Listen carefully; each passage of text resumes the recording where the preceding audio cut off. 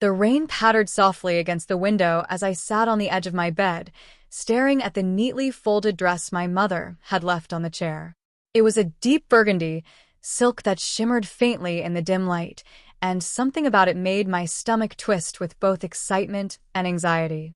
My name is Ryan, and I had always been fascinated by the world of women's fashion. Not just the clothes, but the poise, the confidence, the way even the smallest gestures could radiate elegance. Yet, for all my fascination, I had never fully embraced it until tonight. I had spent years keeping this side of myself hidden, tucked away beneath baggy hoodies and jeans. I loved my girlfriend Emma, and part of me feared that sharing this side of me might change everything between us. She had always been supportive, but I knew the risk. And now, with my mom's experiment, her insistence that I try modeling her old outfits for fun, I was stepping into uncharted territory. My apartment was cozy, a small sanctuary away from the judgmental eyes of the world. Books lined the walls, framed pictures of vacations with Emma smiled back at me, and the faint scent of vanilla from a candle added warmth to the room. But tonight, the atmosphere felt different. There was anticipation in the air, an electric tension that made my pulse race. I wasn't just going to try on a dress. I was going to see what it felt like to be someone else, to explore a side of myself that had been silent for too long. Emma had gone to visit her sister for the weekend, leaving me with the perfect and terrifying opportunity. I knew I was taking a risk. What if this felt too real? What if I discovered that I liked it more than I expected? Or worse, what if I got stuck in this persona and couldn't go back? My fingers trembled slightly as I picked up the dress, tracing the silky fabric between my palms. I had always been careful with my exploration. A scarf here, a borrowed sweater there, a hint of eyeliner in secret. But this was different. This was full immersion. I slipped off my jeans and hoodie, heart hammering as I unzipped the zipper and pulled the dress over my head. The fabric slid across my skin like water, cool and smooth, and I shivered at the sensation. Looking in the mirror, I barely recognized myself. The dress clung to my frame, accentuating curves I hadn't fully acknowledged before. I had practiced my posture countless times in my head, but now it felt natural, graceful, poised. The heels I had nervously picked out for tonight added height, forcing my back straight and my steps measured. The transformation was immediate, both physically and mentally. My hands shook slightly as I picked up the makeup my mom had left, a small palette of neutral tones, a soft blush, mascara, and a tube of deep red lipstick. I wasn't entirely sure how to apply it, but part of the thrill was in the uncertainty. I dabbed foundation onto my skin, feeling the cool cream spread across my face. Each brushstroke brought me closer to the version of myself I had longed to explore, a version that was bold, delicate, and undeniably feminine. Emma's face flashed in my mind. What would she think if she saw me like this? Would she laugh, be shocked, or accept me? The thought made my heart ache and flutter at the same time. I wanted her to see me, to understand, but I also wanted this to be my secret, for now at least. The final touch was the lipstick. I hesitated, then pressed the tube against my lips, the deep red contrasting sharply with my pale skin. I looked at myself in the mirror, and for the first time, I didn't see Ryan trying on women's clothes. I saw a woman standing tall, confident, yet trembling with excitement. A thrill ran through me, a dangerous, exhilarating thrill that made my fingers curl around the edge of the dresser. I heard a faint sound outside, the creak of the radiator, the patter of rain against the window, but it only heightened the tension. I wasn't just experimenting with clothes. I was exploring my identity, my desires, and my fears all at once. My apartment, once a sanctuary, now felt like a stage, and I was both performer and audience. I took a slow, deliberate step forward in my heels, feeling the sway of the skirt with each movement. The mirror reflected two images: the man I had always been, watching cautiously from the corners of my mind, and the woman I was becoming, poised, elegant, and vulnerable. It was intoxicating. And then, just as I began to feel comfortable, a knock at the door made me jump. My heart raced, adrenaline surging through my veins. Emma wasn't supposed to be back for hours. Who could it be? My fingers grazed the edge of the dresser, searching for something to steady myself. The knock came again, louder this time. I swallowed hard, the silk dress rustling softly against my skin. My mind raced. Should I answer it, hide, or pretend nothing had changed? The thrill of the transformation was exhilarating, but the suspense was almost too much to bear. I took a deep breath, trying to steady my shaking hands. This was just the beginning. Tonight, I was trapped, not just in skirts and heels, but in a whirlwind of emotion, excitement, and uncertainty. And I had no idea what awaited me beyond the door. The reflection in the mirror caught my eye once more. The woman staring back at me seemed to smile faintly, as if aware of the journey ahead. And in that moment, I realized that nothing would ever be the same.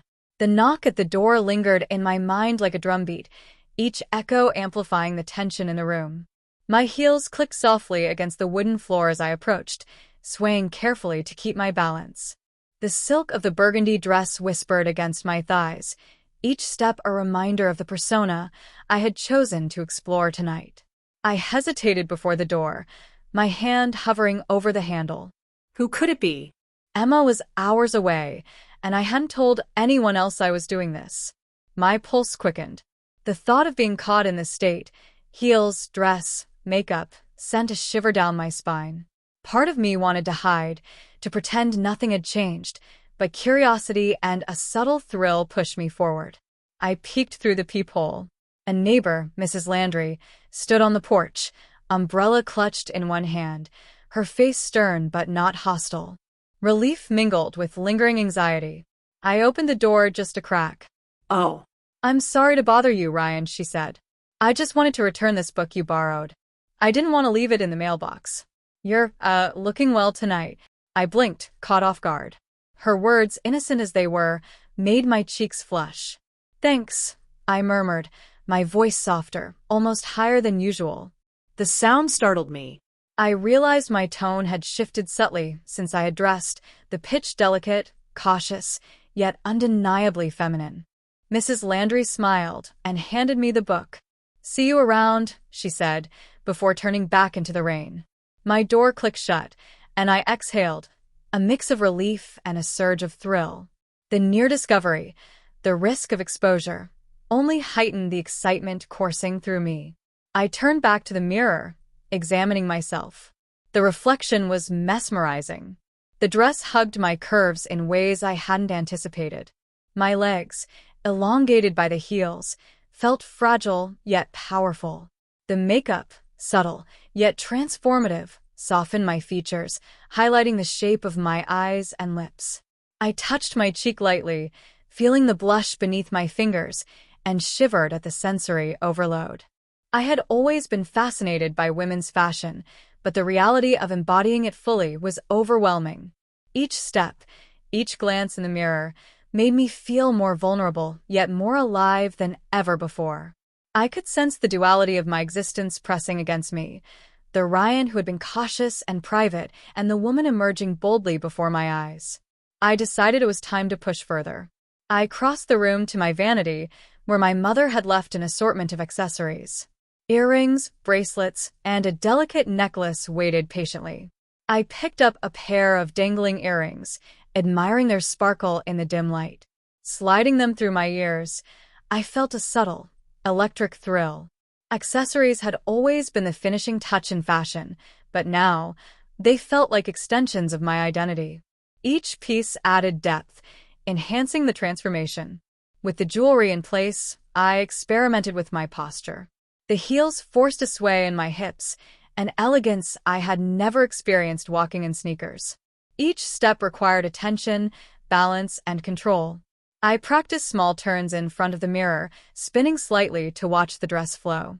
The sensation was intoxicating, an amalgamation of vulnerability and empowerment. I could feel my heartbeat accelerate. My mind raced with possibilities and fears. What if Emma returned early? What if someone else came to the door unexpectedly? Part of me wanted to abandon this experiment, but another part, the part that had longed for this freedom, urged me to continue. I took a deep breath, centering myself in the moment. The next step was hair. I had never been skilled with styling, but my mother had left a wig, long and chestnut brown, smooth as silk. Picking it up, I ran my fingers through the strands, feeling a strange intimacy. Placing it on my head, I adjusted it carefully, trying to match the natural flow of hair I had always admired. The mirror revealed a dramatic shift, my face framed by soft waves, my eyes appearing larger, my jawline softened. The transformation was nearly complete. Now came the makeup. Foundation first, blending it carefully with my fingers. The texture was cool against my skin, comforting yet alien. I applied blush to the apples of my cheeks, mascara to my lashes, and finally, the lipstick. Each step deepened the illusion, but also intensified the emotions swirling inside me: fear, excitement, vulnerability, and exhilaration. By now, the apartment felt charged with energy. I paced lightly, the skirt swaying with each movement. I practiced walking toward the door and back, imagining someone entering unexpectedly. Each imagined scenario sent a shiver through me, and yet I felt an undeniable thrill in the precariousness. The hours passed in a blur of movement, reflection, and self-discovery. I explored poses in the mirror, walked around the room, and even tried a few experimental gestures, tilting my head, swaying my hips, lifting a hand to brush a curl. Each action brought new sensations, new awareness of my body, and new layers of vulnerability. I was learning the language of femininity in real time, and the intensity of the experience left me breathless. Suddenly, a creak from the hallway froze me in place. My heart thudded in my chest. Someone was outside. I could hear footsteps, faint but deliberate, approaching the door. Panic and thrill collided in my chest. I wasn't ready to be discovered, not yet. My hands fumbled, trying to adjust the dress and heels for a quick retreat if necessary. The doorknob rattled lightly. I backed toward the closet, considering hiding, but the room felt too small, too exposed. My reflection in the mirror caught my eye, and I realized something vital. I couldn't hide from myself. I had to face this fully, embrace the transformation, and confront the suspense head-on. The knock came again, more insistent. My pulse raced. I took a deep breath, forcing calm into my shaking hands. Whoever it was, they were about to see me, not just Ryan, not just a man in a dress, but the woman I had become tonight. I moved toward the door, each step deliberate, careful, balancing in heels that now felt like extensions of my body rather than constraints. The thrill was overwhelming. The fear of exposure mingled with a heady exhilaration that made me tremble inside and out. I reached the door, hand on the knob, and paused. A moment of suspended reality, where time slowed and every sense sharpened. The rain outside pattered against the window, echoing the rhythm of my heartbeat. I knew that whatever happened next, I was crossing a threshold that could never be uncrossed. The door creaked open. The door swung open slowly, and my heart slammed against my ribcage. Standing there was not Mrs. Landry or any innocent neighbor. It was my brother, Jason, holding a bag of groceries and looking puzzled. "Ryan," he asked, frowning. What's going on?" I froze. The heels made retreat awkward. The burgundy dress clung to me, silk smooth against my skin. My wig was slightly askew, makeup perfected in my eyes, but giving me an unmistakable feminine glow. My voice caught in my throat. I was just, I trailed off, panic rising like a tide. Jason's eyes widened slightly, but instead of judgment, a flicker of amusement crossed his face. "Wait, is that really you?"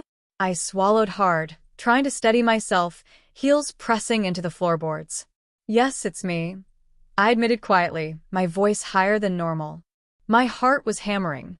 Every beat echoed in the room like a warning. He tilted his head, processing the scene. "I mean, wow, you look different. Really different." Relief and embarrassment collided. Relief that he wasn't angry, embarrassment that he had seen me like this. But there was no time to dwell. The knock on the front door earlier had been a warning that the night's suspense was far from over. I was trying on Mom's old dress," I explained, my voice trembling. It's just for fun. I didn't think anyone would come by. Jason chuckled, shaking his head. Well, you're pulling it off, honestly. But maybe, you should sit down before you topple over in those heels. He gestured to the couch, a mixture of concern and curiosity in his eyes. I moved cautiously, heels clicking against the hardwood. Each step made me hyper-aware of my vulnerability. The silk clung to my thighs, the wig tickled the back of my neck, and every muscle felt tense, as if my body was alert to the danger of being exposed. Once I sat, I let out a shaky breath, and Jason plopped his bag of groceries on the table. So, this is a thing now? You experimenting with dresses? I nodded, cheeks burning. Yes. I've always been curious, but I've never really tried it fully. My voice sounded strange, even to me, soft, delicate, intimate. I avoided his gaze, afraid of judgment. But Jason surprised me. Instead of teasing or laughing, he leaned back, studying me with genuine interest. Honestly, you look amazing. I mean, really. I don't know why anyone would be weird about it. It suits you. I felt a mix of gratitude and anxiety. Gratitude that he seemed supportive, anxiety that Emma might walk in at any moment and see me like this. The thought made my stomach knot. I had wanted this moment to be private, but reality had other plans. Suddenly, the doorbell rang. Sharp, insistent. My heart jumped again. Emma? I froze. Jason noticed my panic. I'll get it, he said, heading toward the door. Wait. I whispered, but it was too late. He opened the door and Emma stepped in, dripping from the rain. Her eyes widened as they fell on me, fully transformed. Ryan, is that you? She gasped, her voice a mixture of shock and disbelief. I tried to stand, but the heels betrayed me. I teetered, flailing slightly, and Jason caught me by the waist. Embarrassment burned hot in my chest. My lips parted, unsure how to explain, how to justify, how to reveal myself in this new, vulnerable form. Emma's gaze softened as she took in the details. The dress, the heels, the wig, the makeup, perfectly applied. A moment of stunned silence passed, and I felt my pulse in my throat. My secret, my exploration, my thrill of transformation, all lay bare before her. I didn't mean for you to see this, I stammered. It's just something I wanted to try. Emma stepped closer, eyes studying me. You look beautiful, she said softly. I mean, I've always known you liked fashion, but this, wow. You really transformed. Relief washed over me, mixed with a surge of unexpected pride. Yet the suspense wasn't over. Jason, grinning, whispered, Don't let her see you wobble too much. Heels are dangerous. I laughed nervously, trying to steady my steps. The reality hit me. I was fully exposed in my feminine persona, balancing in unfamiliar heels, in front of my girlfriend and brother, both aware of the transformation. My internal tension surged, fear of judgment, thrill of acceptance, and vulnerability all entangled in one heady cocktail. Emma stepped closer, brushing a curl from my face.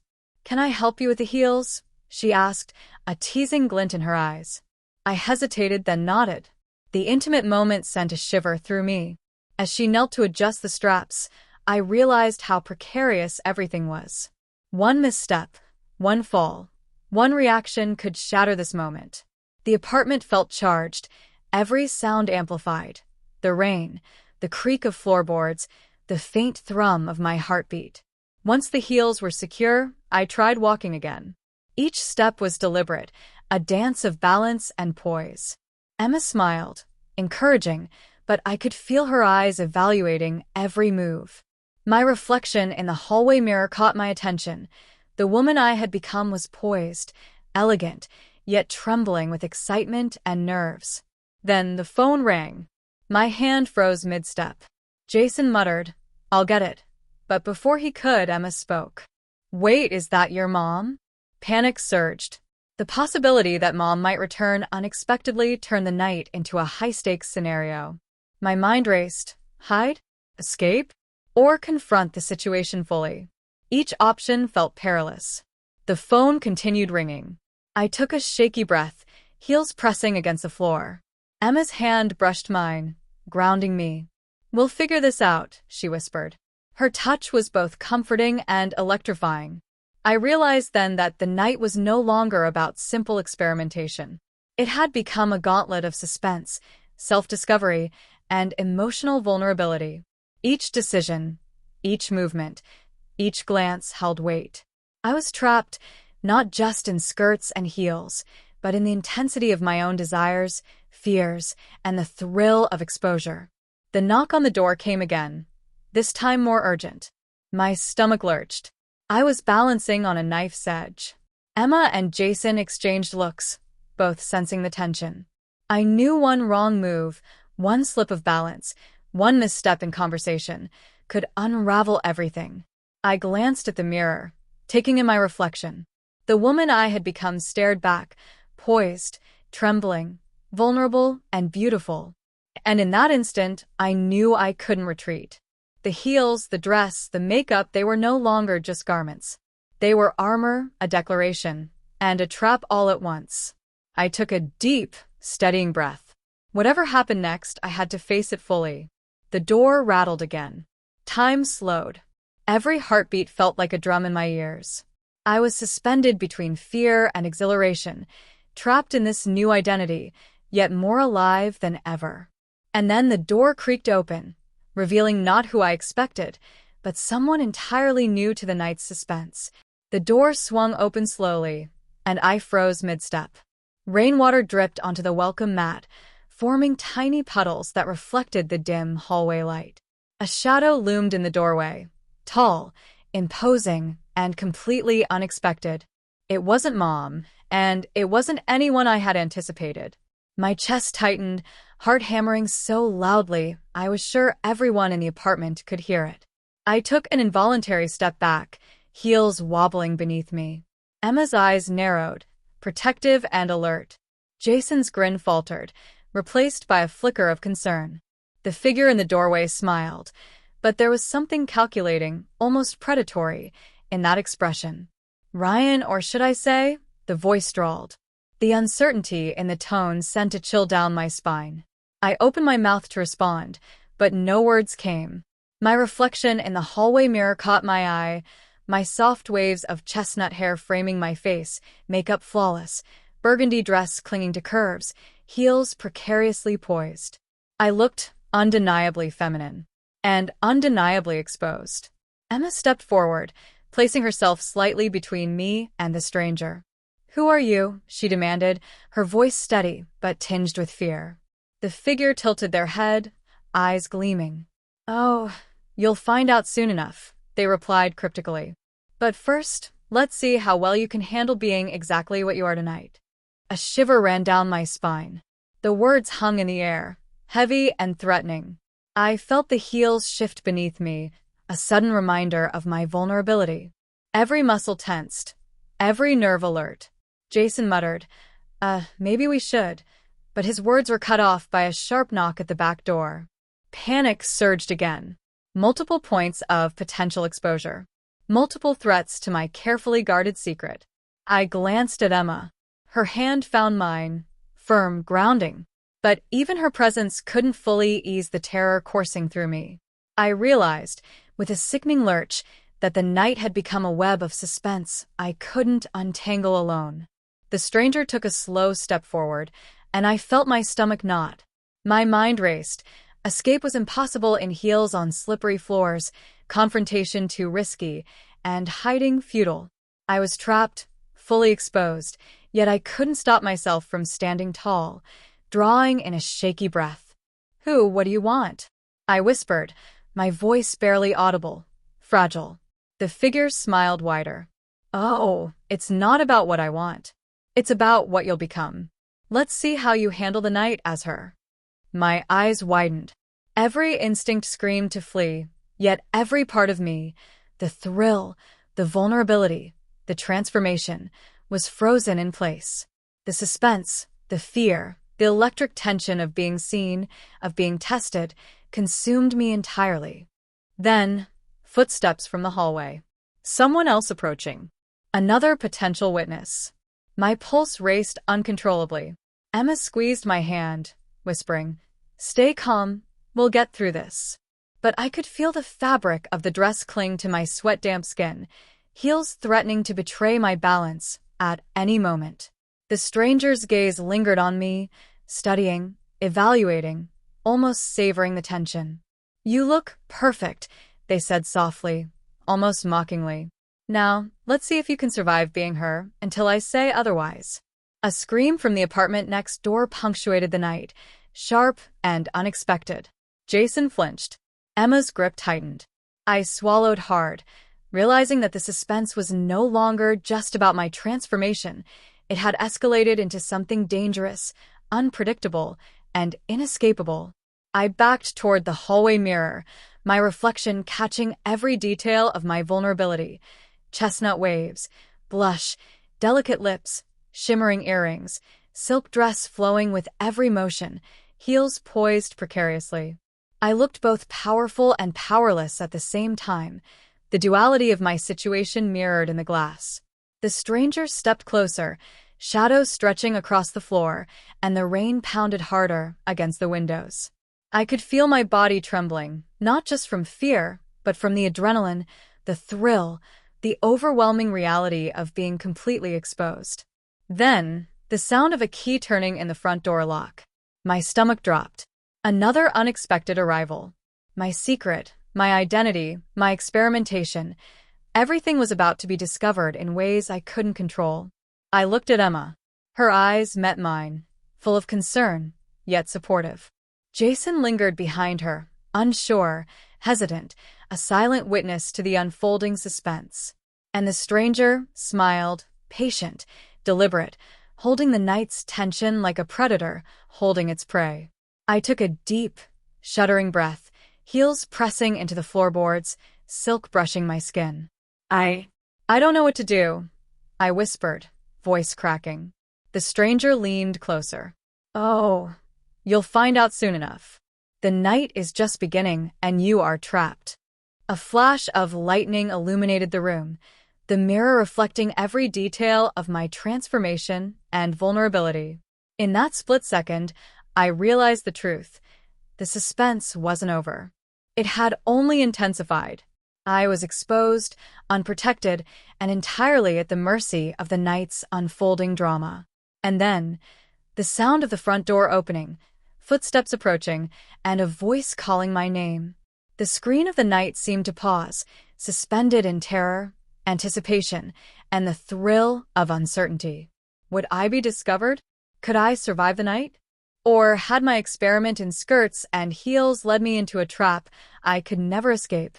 The answers were left dangling in the storm outside, unanswered, unresolved, and waiting.